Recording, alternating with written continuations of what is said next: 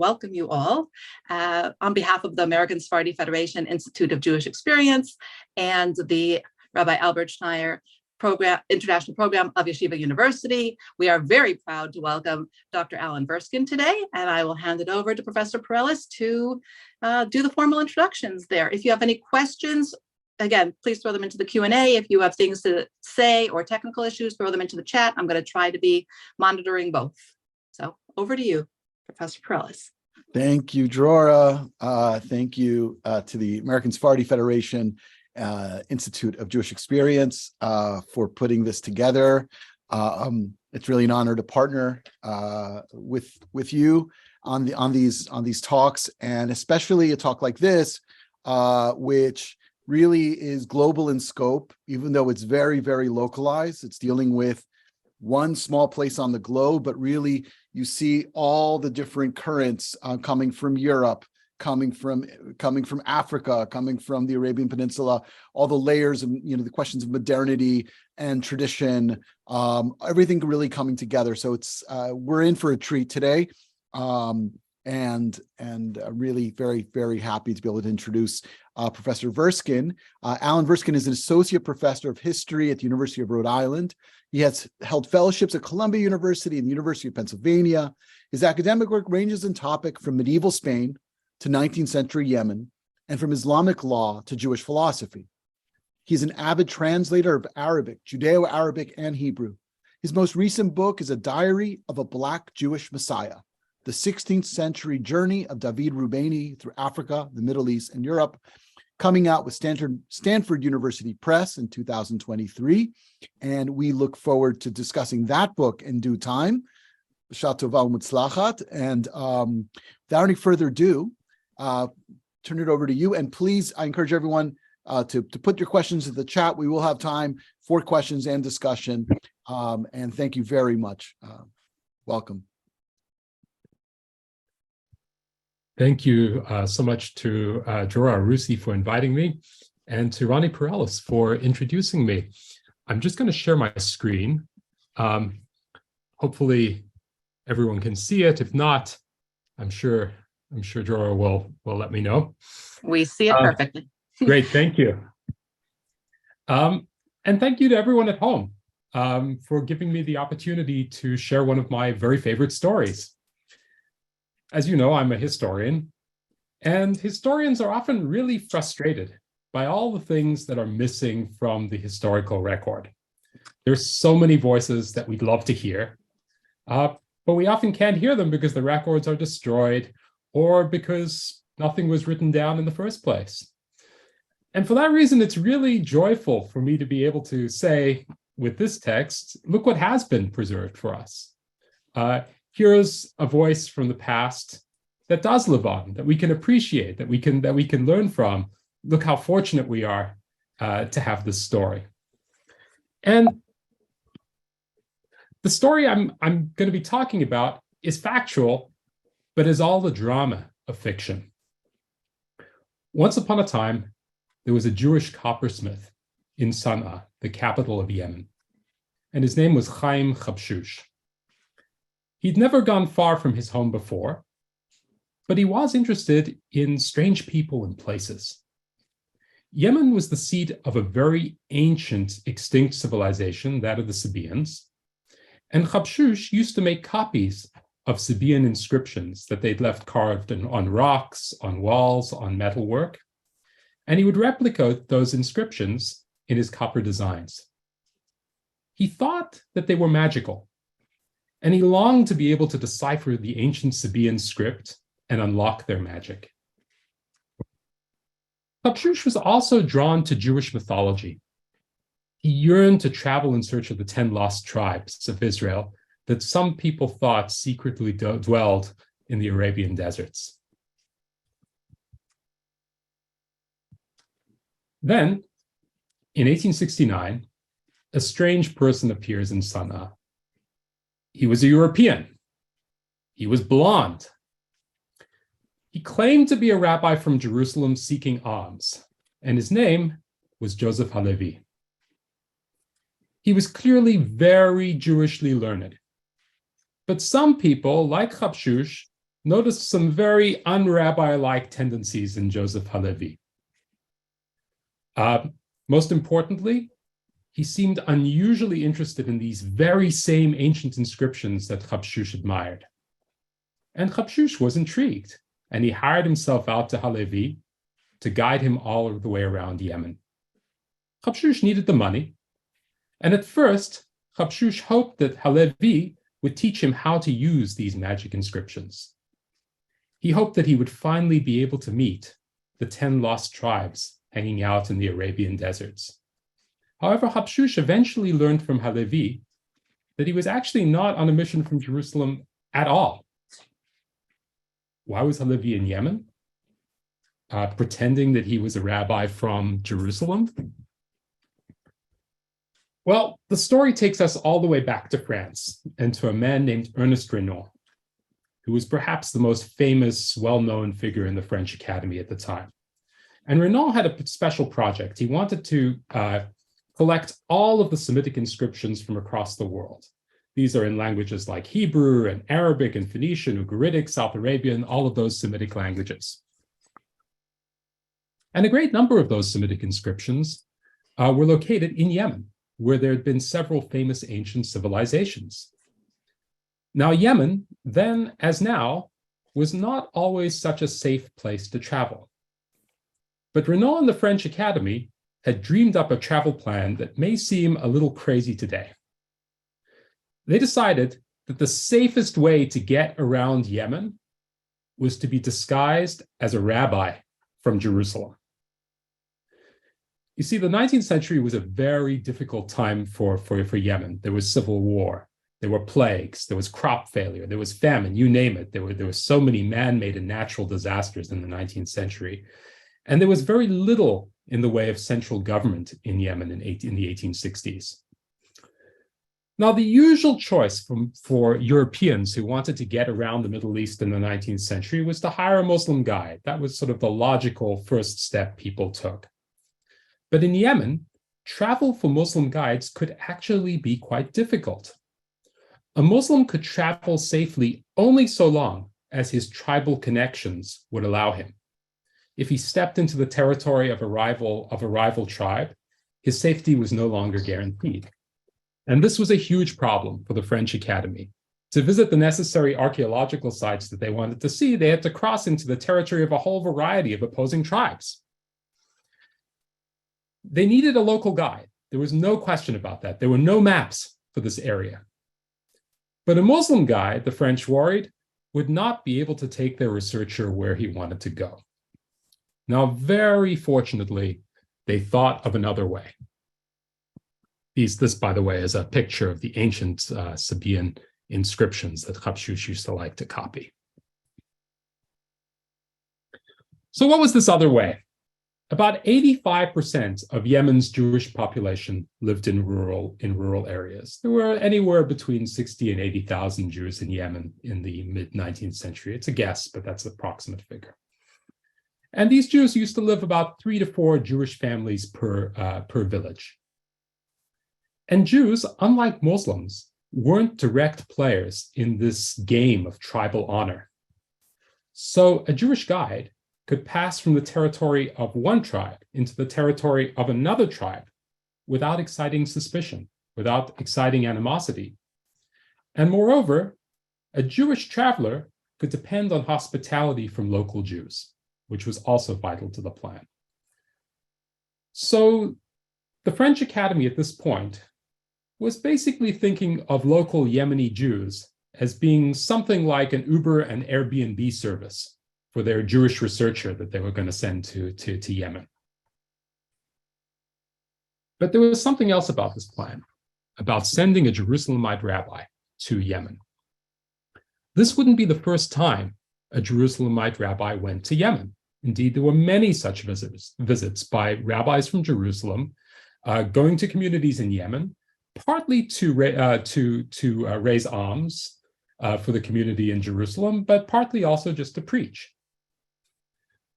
Ernest Renan, the French academic that I mentioned earlier, had even read the Hebrew language diary of one of these rabbis named Jacob Saphir, who had visited Yemen in the late 1850s.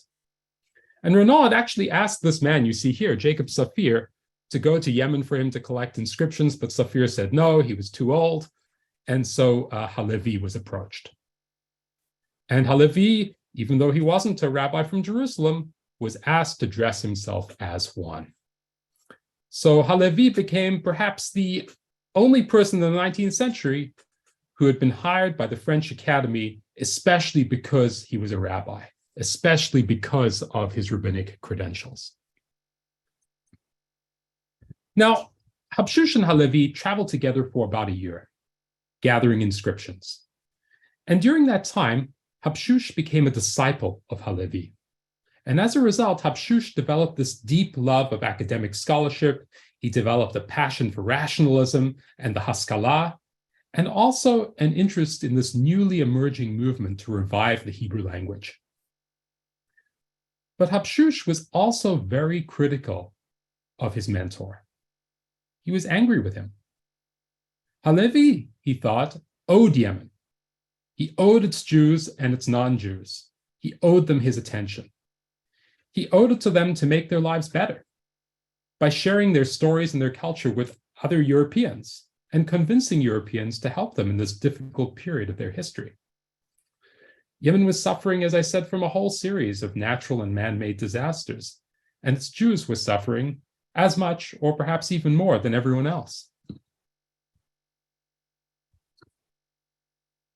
So the two men ended their trip estranged, and Habshush was convinced that Halévy had it in for the Yemenis, and that he would write a book which would tell them, say terrible things about them. And for years after Halévy left, Habshush waited and he pushed for Europeans, especially European Jews, to get involved in Yemen. But he had very little luck, and he grew old. Then, about 20 years later, another European explorer came to Yemen, and this man was named Edvard Glaser. And like many Europeans, he came to Yemen in disguise. Glaser, who was in fact an Ashkenazi Jew, came disguised as an Ottoman Muslim judge. And Habshush, as well as most other Yemenis, was taken in by this disguise. Glaser had a very deep love of Yemen, and he was also an early Zionist.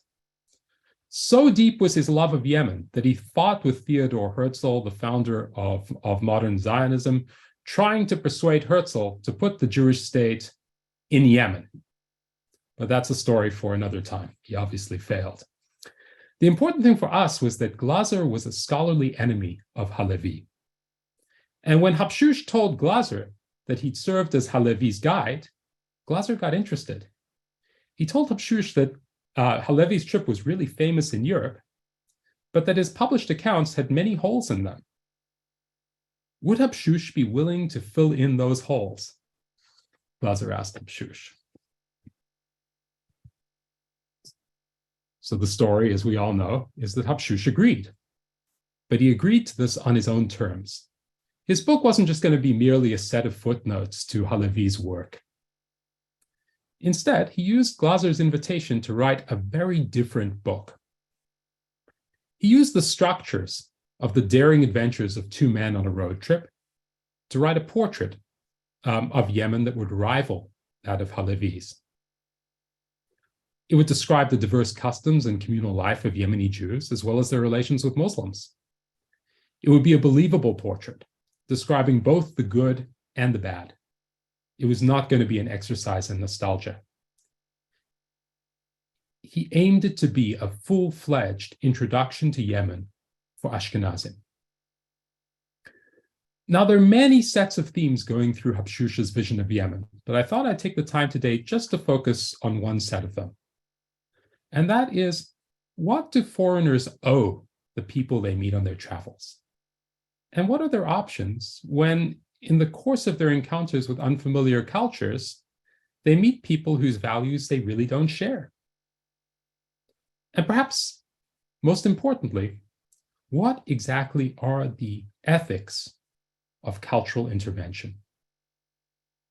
Now, in some way, Habshush's main problem with Halévy is that he viewed the European as possessing too great a detachment to feel for and to help the living people that he actually encountered. He wanted Halévy to be more invested in the Yemenis themselves. Over the course of their journey together, Habshush became enamored with what Halévy told him about European academics and European Judaism. But he also came to believe that this Halévy, incredibly knowledgeable and charismatic though he was not actually a very empathetic person. He was callous. He seemed totally uninterested in living people, only in extinct civilizations. As Habshush tells us, the Jewish community of Sana'a believed that Halévy would, sooner or later, bring their needs and experiences to the attention of a wider Jewish world, a service that we know Halévy did for other Jewish communities, but never for theirs. So that was the impression that I first got about Halévy from reading Habshush's diary, that he was this callous, detached intellectual, only interested in ancient civilization, not interested in living, breathing Yemenis. But as it turns out, when I started studying Halévy's backstory, I discovered that he may have had a reason for not getting involved in the way Habshush had wanted him to. Halévy actually did have a past history of activism. He had tried to get involved in other places in the past, and it had not gone well. Halévy had spent much of his life shuttling between Jewish communities. In the decade before his trip to Yemen, Halévy, who, by the way, grew up in Hungary, was then the principal of a Jewish school in Turkey. And it was during this time that Halévy began to petition the Jewish communities of Western Europe to support him in trying to make contact with the Jews of Ethiopia, the Beta Israel, whose lives and culture were under threat. They'd just been discovered by British missionaries and were being targeted for conversion to Christianity. So in his downtime, Halévy began to teach himself the languages of Ethiopia, and he spent several years involved in the difficult task of raising funds for his trip there. Difficult because the last thing that was on the mind of most European Jews was the fate of an unknown group of Black Jews in Africa. And Halévy eventually succeeded, and in 1867, disguised as a rhinoceros dealer, they were always disguised, he successfully made the long and dangerous journey to the Beta Israel through a country that at the time was embroiled in war. And remarkably, he succeeded in befriending them and getting to know their customs. And in case you're wondering, this is a graphic novel based on Halévy's trip that was recently published in Israel. Unfortunately, we have no other visual representations of it.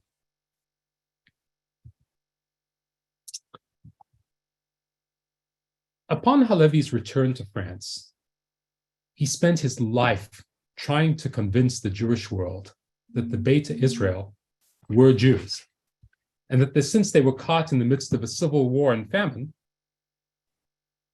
they desperately needed European support. And amazingly, for a European of this period, Halévy fully recognized and respected the way in which these African Jews practiced their Judaism. He didn't want to change their practices by Europeanizing them.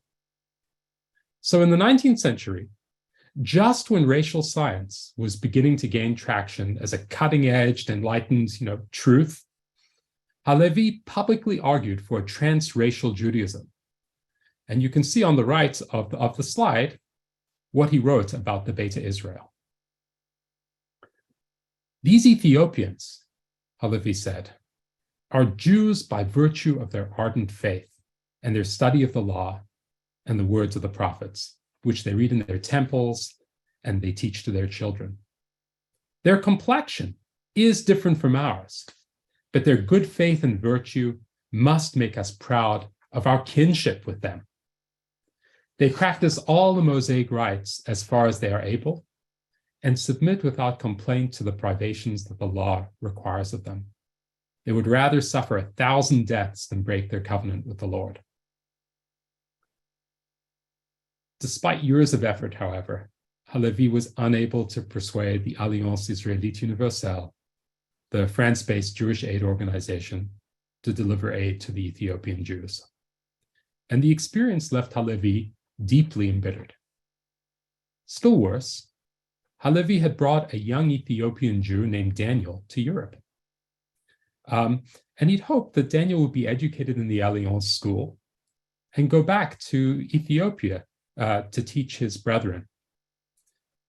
That didn't happen, however. Officials at the Alliance denied that Daniel was Jewish, and they sent him off to Alexandria, where he fell ill and died before he returned to Ethiopia. It wasn't until 1904 that Halévy finally succeeded in organizing a mission led by one of his students and funded by the Rothschilds to deliver aid to Ethiopian Jews. And when the Alliance learned about this mission, it financed a counter mission, arguing against investing in Ethiopian Jews. So that was what Halévy had been up against in his earlier attempts at intervention, because tragically, he was over a century early in his arguments. His claims were denied, his reputation was besmirched, and the Beta Israel were indeed decimated by a series of plagues and famines, a danger that Halévy himself had warned against. So that was Halévy's first attempt at intervention. And it was only a year after his return from Ethiopia that Halévy was encouraged by Ernest Renan and the French Academy to travel to Yemen. And this trip placed Halévy in a very awkward position. To succeed, he needed the cooperation of the Yemeni Jewish community. He needed them to guide him from place to place. He needed their hospitality. However, unlike his journey to Abyssinia, his mission was a scholarly project on behalf of the French Academy. It was not a humanitarian mission on behalf of the Jewish community. Habshush was to blame Halévy for neglecting his humanitarian responsibilities to Yemeni Jews. But Halévy was very restricted in what aid he could bring them after the Alliance had so humiliatingly denied his public pleas on behalf of Ethiopian Jews. So what does Halévy do? When he was in Yemen, he seems to have largely contented himself with his very narrow scholarly mission. In contrast to his very extensive writings on Ethiopian Jews, Halévy barely reports on his encounters with Yemeni Jews, let alone advocates on their behalf. Having felt betrayed by the Alliance after his mission to Abyssinia, he didn't want to risk a repeat in Yemen. He didn't want to make the mistake of promising Yemenis aid that he was not really in a position to deliver.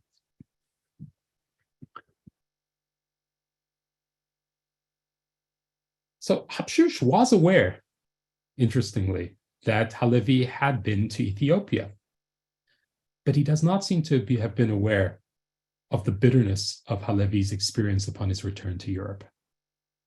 Instead, Habshush is actually full of optimism about what can happen when people do learn about one another's cultures. And one of the reasons that I chose to translate Habshush's A Vision of Yemen was because of my admiration for Habshush as a character. Habshush was remarkably curious about people who were not like him.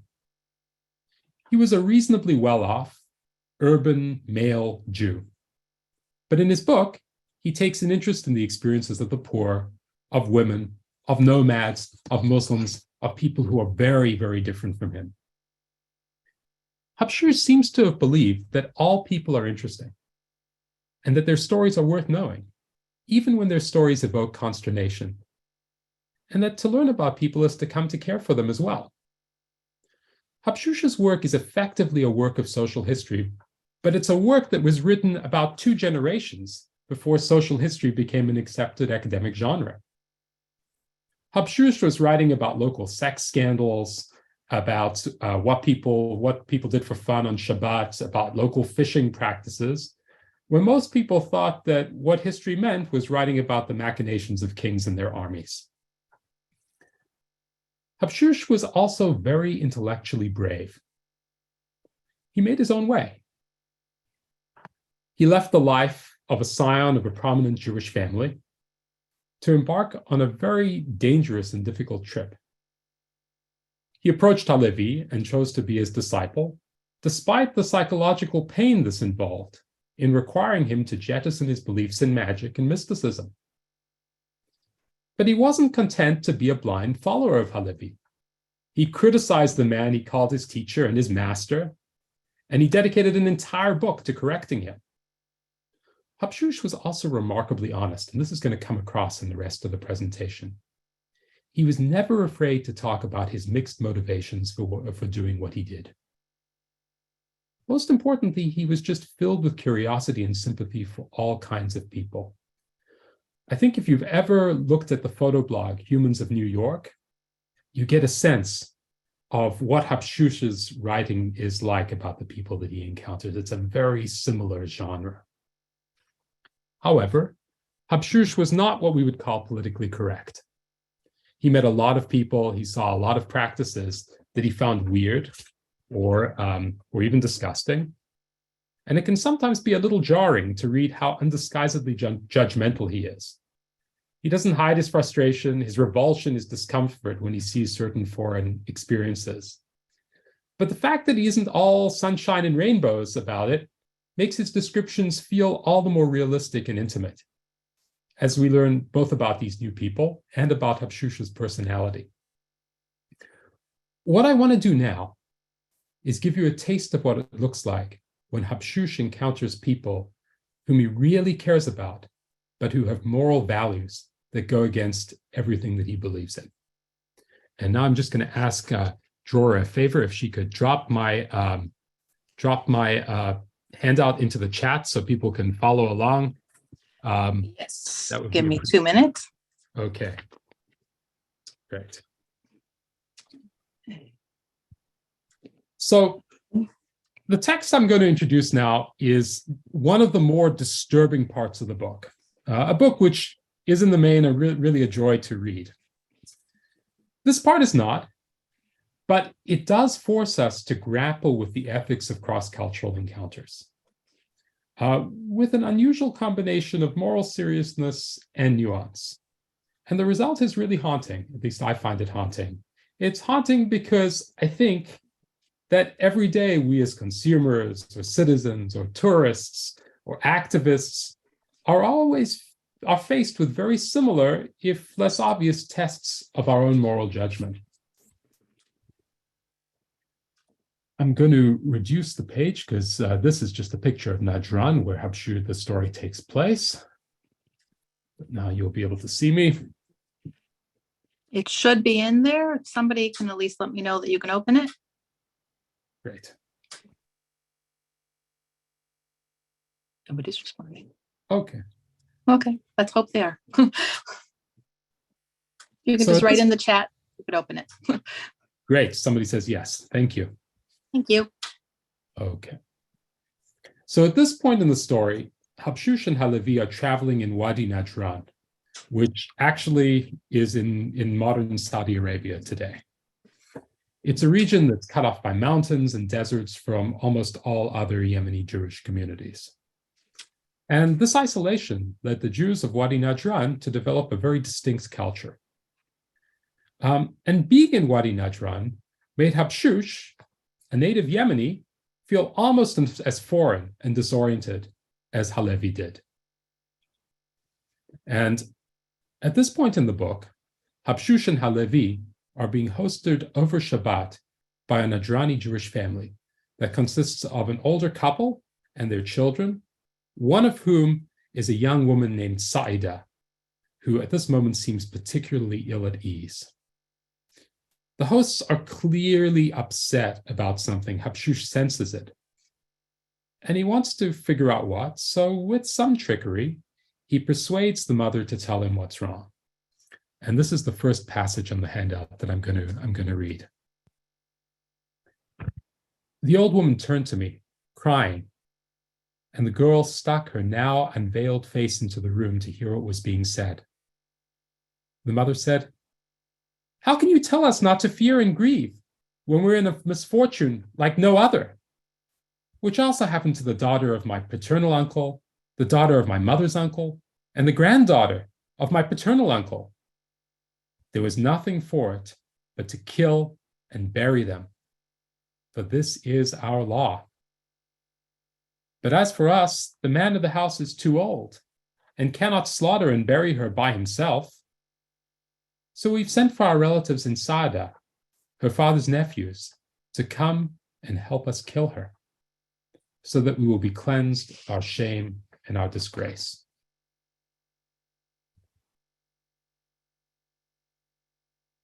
So what's going on here? The family are planning an honor killing of their daughter Saida, who is pregnant out of wedlock. And apparently, this isn't the first honor killing to happen in this Jewish family. Now, such killings were not practiced by Jews in other parts of Yemen. And Habshush naturally wants to save the daughter. Why? Because he feels the injustice of it. But he's also motivated by what he calls Saida's, and I quote, decency and great beauty. He says that his guts burned with pity. So the feeling for him about Saida is something very, very visceral. Habshush thinks about what he should do, and he decides that he should offer to provide Saida with an abortion. That way, she and her family can cover up the fact that the pregnancy had ever occurred. What's the response? Saida embraces Habshush's intervention, and Habshush writes about it. This passage is not on your handout, but I'll just read it to you. When the girl heard my words, she jumped up and, rooting herself at my feet with her arms around my knees, wept, "Mori, protect me. I've sinned and brought this judgment upon myself. Oh, Mori, let me live or kill me, but don't make me wait any longer until my cousins come, for I don't know what they'll do to me. Mori, I'm at God's mercy and at yours. Don't give up on me while you can still fight for me. I'm under God's protection and under yours." So when she makes that speech, Habshush again repledges his aid, his promise to provide this abortion, and both the daughter and the family begin rejoicing. But then Halévy interjects. He hadn't understood the conversation, which was in a dialect of Arabic he didn't quite get, and he asks Habshush to fill him in on what the commotion was all about. And Habshush first explains his offer to perform an abortion, which surprises and upsets Halévy. Halévy, like many Europeans of his day, both Christian and Jewish, objected to abortion. And Halévy was shocked at the prospect of Habshush performing one. Halévy considered an abortion to be murder. And Habshush is really surprised at this characterization of abortion, especially under the circumstances. But as it turns out, Halévy doesn't know the circumstances. He had not understood what the mother had said, as the family had spoken in this different dialect of Arabic. So Habshush then explains to him about the proposed honor killing, and that the family has gone through such honor killings in the past. And I'm going to read this passage on the handout. It's the next selection. "Do you think it permissible to kill the fetus in the girl's womb?" He, Halévy, said. "Do you not realize that this is shedding blood?" "Oh, my teacher," that's Habshush replied, "if anyone other than you had said this, I would have called him a madman. Do you know nothing of what happened to us today? I thought that after what we'd heard from the girl and her mother, and what happened before your own eyes, you would be fully apprised of their story." I therefore told him from beginning to end of their grief and of their happiness, of their law and of their desires. I also told him about the woman whom the mother had said had been killed. At that time, because of my thoughtlessness and my upbringing among the Arabs, I had not concerned myself about that which was in a mother's womb. Indeed, because I'd heard about the fear and shame resulting from a few such incidents in Sana'a, I felt grief for the girl who had thrown herself at our feet and who did not deserve this because of her decency and her great beauty. Once my teacher had heard from me about their circumstances and what they had said, he ceased being angry with me and turned his many wrathful words upon them, insulting and cursing them. "How can this be their law when it agrees with no other? Even a pagan would not rule according to this law, killing mothers together with their children. God, take vengeance upon these people, even if they are Jews, and this is their law. If they do not renounce the killing of the girl and do not abolish this vile law, I will make this matter known in each and every place in which Jews dwell until their vile deeds are clear to all. After I'd considered the matter, and it became clear to me that he was correct and we were in error, I said to him, "You are correct. However, the old woman will ask how a bastard can be raised in her home when she is from a good family. And what will the people say who see him with them?" "The Torah," Halévy replied, "does not call him a bastard, and the word is mamzer, but calls him kosher, legitimate. And this is also the teaching of the rabbis." He again became angry and said, "Let us return to them, and I myself will tell them that if they do not acknowledge the rabbi's words, they are not part of the community of Israel." When I saw him readying for a fight, the matter troubled me, and I, the student, said to him, "Oh, sir, oh, my friend, your words are suitable for those who know the truth, but do not engage them with such threats, for we will do no more than tire ourselves and increase their grief. Rather, let us engage them strategically and find a way for them to gain insight." "I cannot be forbearing," he said, "for there is no shame in upholding religion." When we entered the house, his scolding, as well as the night, darkened their spirits. Their clouds of sadness returned, dimming their heavens. I remained perplexed, searching for something to improve their situation, and their grief became my grief. So what we can see from this selection is that Habshush and Halévy have contrasting approaches. Habshush tries to persuade the family not to honor kill their daughter by providing a way for them to hide the fact that the daughter had committed a dishonor by having an out-of-wedlock child. Halévy's approach is different. He tries to persuade the family that it isn't so dishonorable to have the child out of wedlock, since halachically the child is legitimate. He emphasizes that what is truly dishonorable and legally unacceptable is the act of honor killing. But the family can't accept Halévy's claim that Jewish law considers a child born out of wedlock to be legitimate because it seems so remote from their community's inherited norms, norms that they believe are intrinsically Jewish. Now, Habshush agrees with Halévy's understanding of the halakha, and even with Halévy's moral indignation. But he recognizes that this theoretical framework that Halévy has provided, however correct, will not have any positive practical effect on the family. So Habshush comes up with another solution to save Saida. He will save her by taking her as a second wife for himself. As his wife, her life would be protected, and her child would be raised as his own. Saida's family is very reluctant to acquiesce to this solution because they worry that Habshush will abandon Saida when she's far from home, a fate that for them is literally worse than death. However, Habshush is able to persuade them of his good intentions, and they agree. When Halévy discovers this new turn of events, he again objects. He points out to Habshush that he already has a wife and child back in Sana'a, who are waiting for him to return to them. Polygamy causes a tremendous amount of suffering, Halévy reminds Habshush, as it is very harmful and unfair to the first wife and child. And I think it's important here to realize that Halévy's reasoning is not entirely foreign to Habshush. Although polygamy was halachically feasible among Yemeni Jews, it was also very common for Yemeni Jewish women to insist on monogamous marriages.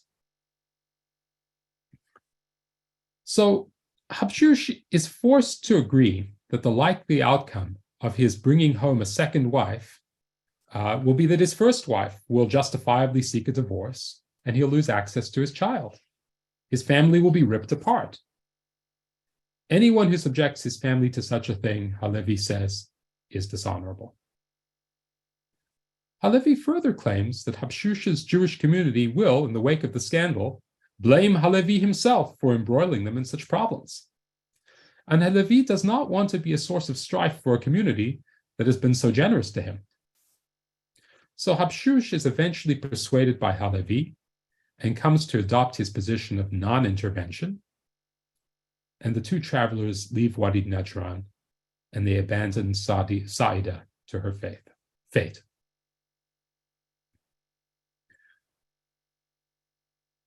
What should have been done here? Is there anyone in this story who is in the right? What would a righteous person have done under such circumstances? I think that Habshush is telling this story because he feels guilty. He wants to offer a very pointed critique of Halévy, of what he wanted from Halévy, as well as a self-critique. Throughout the book and throughout his life, Habshush wanted Halévy to intervene and was angry when Halévy refused to do so. A less self-reflective writer than Habshush, I think, would have said that intervention was easy. Or if it was not easy, it was nonetheless something he himself would have done because he was unselfish and he was not a cowardly person. But Habshush does not do that. He makes it very clear in the story that intervention is morally warranted. What, after all, could be more morally necessary than saving the life of a young woman? And I should say, parenthetically, that because of time constraints, I've left out the part of the story when, after Habshush agrees to help her, Saida tells the horrifying story of how she became pregnant following a rape. And Habshush goes on to reflect on what today we would call rape culture and his own society's complicity in it. So what Habshush is doing is he's building a very, very strong case for an intervention, but it's an intervention that he ultimately decides not to make. He tells us that this woman, Saida, wanted to be rescued and was innocent of all wrongdoing, yet he openly admits that in this case, he, like Halévy, chose not to intervene. Moreover, Habshush does not take the easy route of claiming that all of his motivations for saving Saida were honorable. Instead, he admits that he was also selfishly motivated to act on account of Saida's great beauty. He even mentions how back in Sana'a, he would be praised for obtaining such a, quote, beautiful Eastern girl for a wife. Habshush also complicates the ethics of his various attempts at intervention by discussing the morality of abortion and the very good argument about what bringing a second wife would do to his wife and child. All of these things put Habshush in a fairly bad light, yet such is his honesty that he knowingly convicts himself before all of his readers.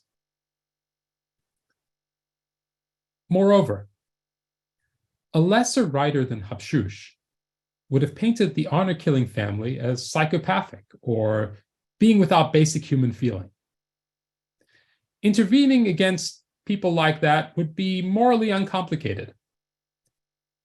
But part of what makes this kind of intervention, that is cultural intervention, difficult is that it is not a question of stopping evil psychopaths. What is it? It's a question of trying to stop people from performing actions that to them demonstrate moral fortitude. The girl's parents, who are summoning would-be killers, are depicted as old, frail, and deeply sad, and perhaps even more absurdly, worried about her when Habshush proposes to marry her. They're not depicted by Habshush as being unloving people. This is not to say that Habshush throws up his hands when it comes to the question of when and how to intervene. He is clearly demonstrating his own beliefs about intervention. He contrasts Halévy's approach, which is to try to convince people to take on a different moral code, with his own approach, which is to rescue the victim in a way that still respects the original moral code that condemned them. Halévy wanted to convince this family that it was not dishonorable to bring up an out-of-wedlock child in their home, but that it was evil to kill the pregnant girl who would bring this fate upon them. Habshush, by contrast, doesn't try to convince them to change their views of what is or what is not dishonorable. He merely offers to relieve them of the prospect of that dishonor by aborting the fetus or by marrying the girl himself. Now, Habshush's approach is difficult. It requires a form of white knighting, being a knight in shining armor. He must either perform an abortion or marry her. He has to be physically present for all of those solutions. Halévy's approach is both more and less invasive. It's more invasive because it's intellectually imperialist. He wants the family to substitute his values for theirs. But it is less physically invasive because Halévy does not need to be there. He's asking the family to change their minds rather than going in himself and physically saving the woman. When the two of them leave early the next morning, Habshush abandons his opportunity to save the woman, and it seems that he has failed her. But by not telling the end of the story, he leaves it an open question as to whether Halévy has managed to have the influence that he had hoped for. Habshush doesn't know the answer.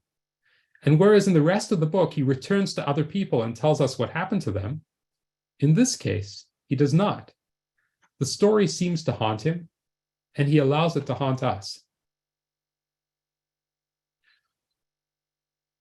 I said at the beginning of this talk that I feel fortunate that Habshush's book survives. And I say that because there are so many different people from so many different walks of life that are depicted in it. But there's another reason why I feel particularly grateful to Habshush. And that is because he acknowledges profound problems in the people and in the ideologues that he himself holds steer. And that's very, very hard to do. Habshush passionately believed in Halévy. He is Halévy's follower by his own admission, but he is also highly, highly critical of him. He's passionate in his criticism of Halévy's lack of intervention, but Habshush also shows exactly where he himself is morally at fault on this precise issue. Habshush loves the Jewish community of Najran that Saida belongs to. But that doesn't mean he's going to shield his eyes from its faults. He loves many of the Muslims that he meets, and he credits Muslim rulers when they treat their Jewish subjects well. But he is also very candid about Jewish suffering at the hands of Muslims. Habshush believes in globalization. He believes that Yemeni Jews from different communities should meet one another. He believes that outside Jews should meet and even change Yemeni life. He welcomes Ottoman imperialism. He even welcomes a degree of European imperialism, at least of the soft power variety. But he doesn't pretend that self-interest and corruption and thoughtlessness and cultural loss aren't part and parcel of the brave new world that he sees coming and that he welcomes. It's this intellectual honesty that makes his voice so worthwhile to me. Habshush had hoped that Edvard Glaser would publish his work and make it available to the world. This, unfortunately, didn't happen. But the handful of people who have read the work over the years have all been deeply moved by it. My hope is that my translation will, at least posthumously, grant Habshush's wish to share his vision of Yemen with the rest of the world. Thank you.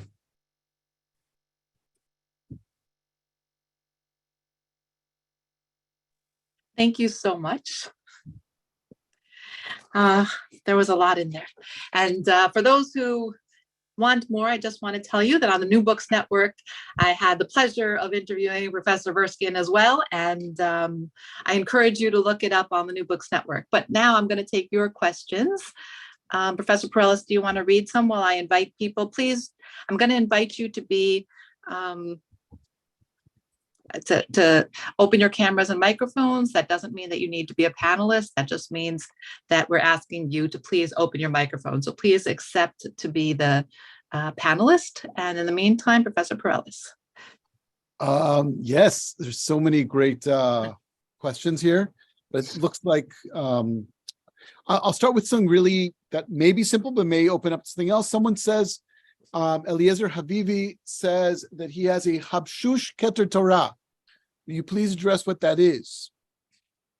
Ooh, so that is a question I can't really answer.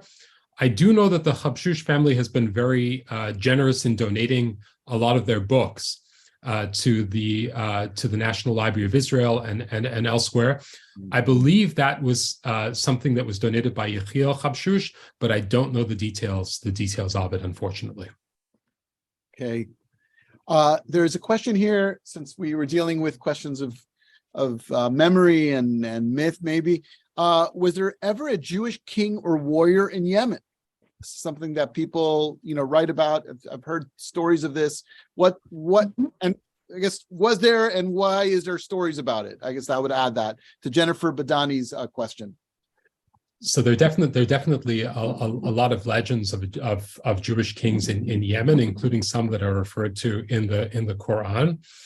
And one of the legends that associated with some of these Jewish kings is the massacre of a whole bunch of Christians. So there are definitely legends which have that moral ambiguity to them. And the question is whether those events really happened. Joseph Halévy did not believe that any of those ancient kings in Yemen were Jewish. And he wrote extensively of that. That is not the current, and his argument was that often you labeled your enemy as Jewish, regardless of whether that enemy really was Jewish or not. That is a minority view now in scholarship. That some people do believe that, most scholars do believe that there were these Jewish kings. And that would have been pre-Islamic. Pre-Islamic, yes, absolutely. I can contribute something if you'd like. My name, can you hear me? Yes. Yes, please. My name is Eliphaz. So should somebody jump? It's not from Bereshit, not Eliphaz, father of Amalek, but Eliphaz from the book of Job, Eliphaz Temani, and I'm the son of Yehiel Habshush. Oh, wow. And Hayyim Habshush is uncle of my grandfather, Aharon. So the original book was published by the family, because the family was quite well off in Israel in the 30s, and by Professor Shlomo Dov Goitein, who was a preeminent Islamist in Israel in the Hebrew University, and in his late years was in Princeton Advanced Institute of Learning.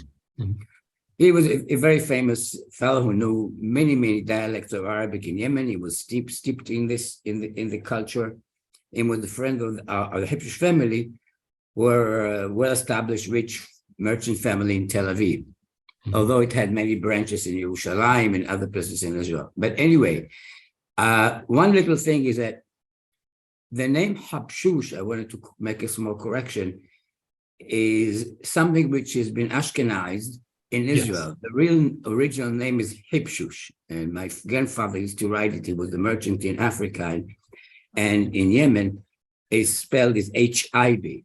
So it should really be Habshush, Hayyim Habshush. As far as the Keter Torah, he was bought by my grandfather's father at his behest, my grandfather behest, Aharon, as a manuscript, 500 years old. It was given to him in the 90s to Israel president at the time as a gift, and as it's been mentioned here, was done in many libraries. The family has still a few copies of it.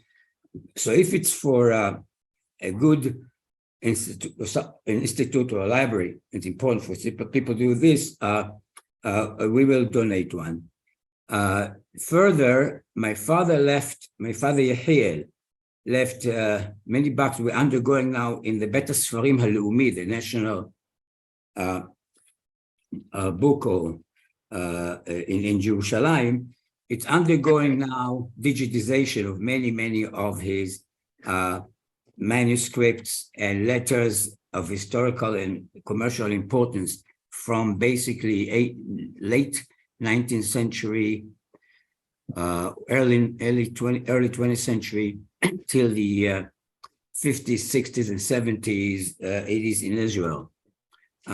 It's right now undergoing digitization, and hopefully within a year or so, we will be able to address it via the web to look at many of these things, which is basically a historical tour of both the relationship, political relationship in Yemen, the commerce of the Habshush family, relations with the Imam at the time, Imam Yahya, and what happened in Israel in its pre-statehood, and afterwards, up till about the 80s, where my father visited Yemen. But the point I want to make, and it's a beautiful exposition, how Professor showed the depth and the intelligence. And if we read the introduction of Professor Shlomo Dov Goitein, we understand how much he also, in the 30s, when he read the manuscript, appreciated the character and the intelligence of Hayyim Habshush. And I think to that effect, and I know that the book is because of the scarcity of books for that period, right? Yemen was like China; it was closed to visitors for pretty much. Mm-hmm. So it's an amazing testament to a manuscript for that period. And ironically, I would just say some of this, that Halévy did not mention Hayyim Habshush in his report to the French Geographic Society, who sent him there. And it's really funny, but it's ironic that his report, I guess, languished somewhere in the archives of the French Geographic Society, while because of Professor Shlomo Dov Goitein and the family that sponsored it, the Hezyon Teiman, or as we called here, Mas'ot Habshush, the travels of Habshush, are in many of the libraries in Yale and Harvard and all these prestigious libraries of the libraries of prestigious universities in the States, because, as again, the scarcity of such testaments for that period. No travelers almost explored Yemen at that time. Anyway, that's all I want to say. And again, if somebody needs a Keter Torah, they can contact me, send me for where they want it to be donated. I know my brother Hanina, I have family in New York. My brother Hanina is in Columbia University, knows, right? He's in contact, right, with Alan, as far as I know, correct? Yes. So if you need his email or my email, or whatever it is, we can pursue it further. Thank you. You're very welcome, and I want to thank you personally. It's a wonderful exposition of the complex. Many people look at these things oftentimes as a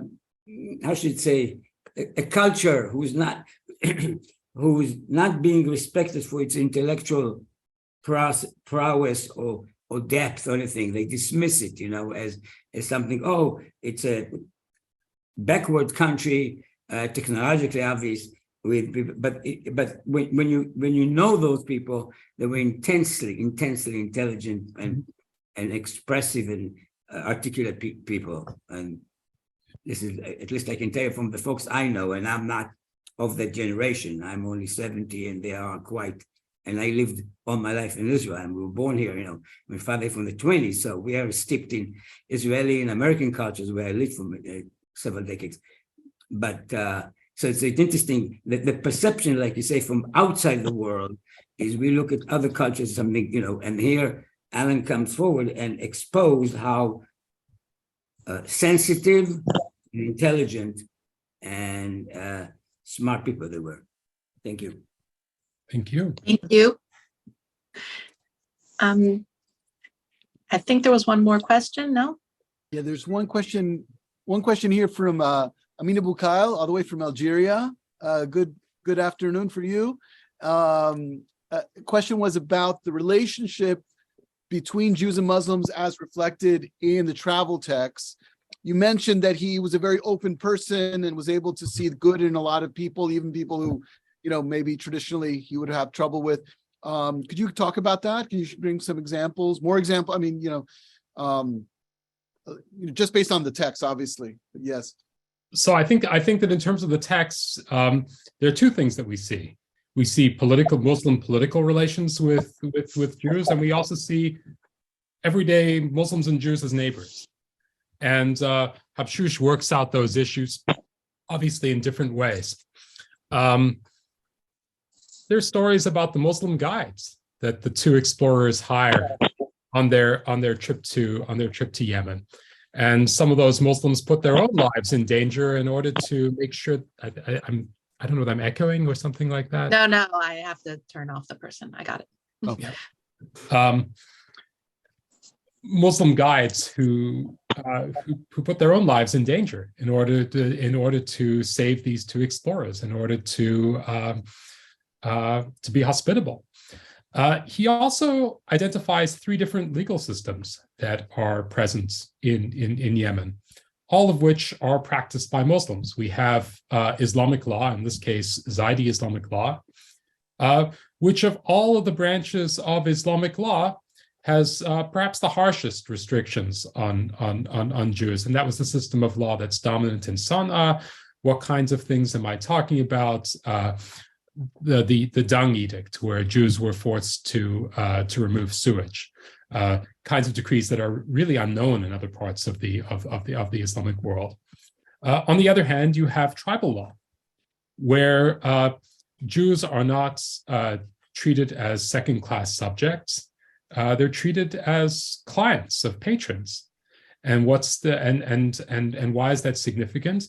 Because a patron, in order to show their success, wants to see those Jewish communities in good shape and thriving, because it's a testament to their power. So we have Jews who are dressed richly, are participating in tribal battles, are wearing daggers, which are forbidden in other parts of the Islamic world.